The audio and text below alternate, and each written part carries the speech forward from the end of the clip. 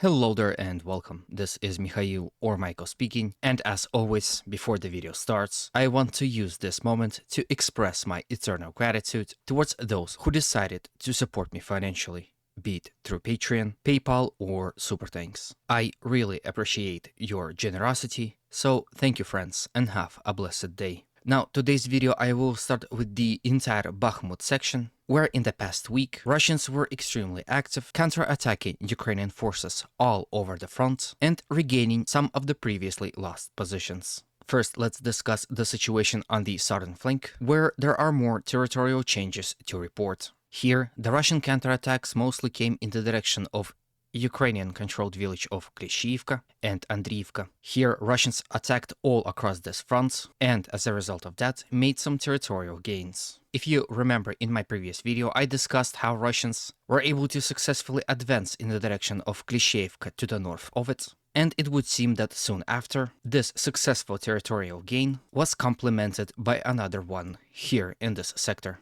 So, as a result of a successful Russian counterattack, this is exactly how much territory Russians were able to recover from the Ukrainian side. As you can see, slowly but surely, Russians are regaining control over the very vital and important rail line that served as a defensive line for both Russians and Ukrainians. And the more control they gain, the more bolder they become, as more and more reports are coming in that Russians are constantly attacking within Klishchiivka itself, as well as in the direction of this hill, in an attempt to yet again take control over this vital trench system network, which will allow them to control the entire hill and seal the fate of Klishchiivka itself. If those attacks are to be successful, we are to witness the Russians retaking most of the positions previously lost to the Ukrainian offensive in this area.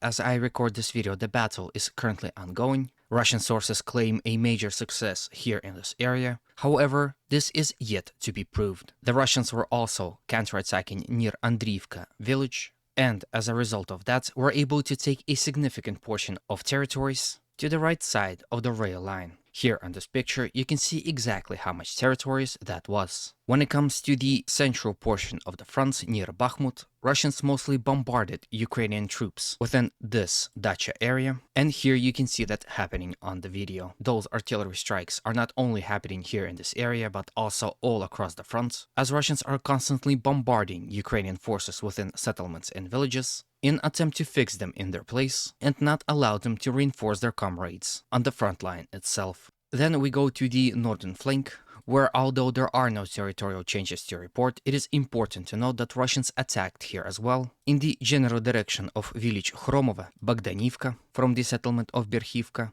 from Dubovo-Vasilivka in the direction of Orekhovo-Vasilivka, and along E40 highway. However, it seems that Ukrainian counterattacks were able to stop Russians and not allow them to advance here on this front. Russians also become very active near the Solidar settlement, which is located here, as they attacked near Sako-Ivanseti in the direction of Vasyukivka. Some sources claim that Russians were able to advance here, however those claims are still to be proved. Here on this video you can see Russian artillery bombardments of the very outskirts of Vasyukivka settlement. As report suggests, this is in preparation for the upcoming Russian assault, and as soon as the bombardment stopped, Russians went on the offensive. Generally, this is the reality of the entire front, as Russians were also recorded attacking in the direction of Razdalivka and in between Vasyukivka and Zalishniansky. Interestingly enough, those attacks came as the weather is slowly deteriorating, as the heavy rains begin to fall on the heads of both Ukrainian and Russian soldiers, but it doesn't seem that it stopped Russians all that much. I'm sure the intensity of fighting here in this area will only grow, and we are sure to expect more territorial changes from this portion of the front. From Bakhmut area, let's move all the way to Avdeevka and discuss the situation here also. Despite the fact that Russians were continuously assaulting Ukrainian positions on the southern flank of the city, attacking in the direction of Severne and Toninke, as well as in the direction of Avdeevka from the settlement of Apitne and Spartak, all of these attacks were successfully repelled by Ukrainian forces, and Russians were not able to advance here whatsoever. The situation on the northern flank, however, is quite different. Here, Russians continued their offensive operation in the general direction of villages of Stepove and Berdichi. Few days ago, they were able to successfully cross over the rail line and entrench themselves within the outskirts of the village, but almost immediately became subjects of Ukrainian counterattacks. Here on this video, you can see Ukrainian infantry fighting vehicle driving around and firing upon the buildings in which Russians entrenched themselves. Ukrainians also used FPV drones in order to smoke Russians out of the many basements that the buildings within the village has. And generally speaking, it doesn't seem that the situation within Stepove village for the Russian forces is all that great.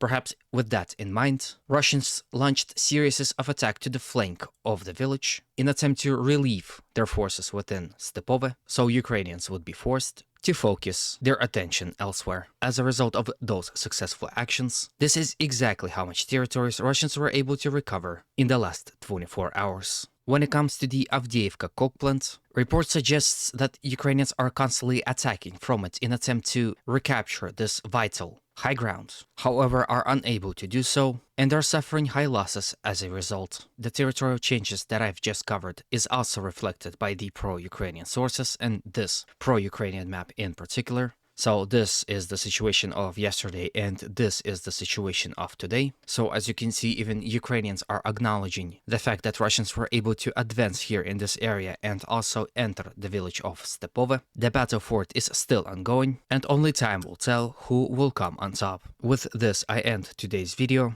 Hopefully it was informative enough and to your liking. If it was, please consider supporting it with a like, comment, and of course, if you haven't subscribed, a subscription. These actions not only help promote this channel to a wider audience, but also helps me emotionally. Thank you in advance. As always, humanity calls me to condemn all violence against human beings. Have a good day and always remember, Russia will be free and great.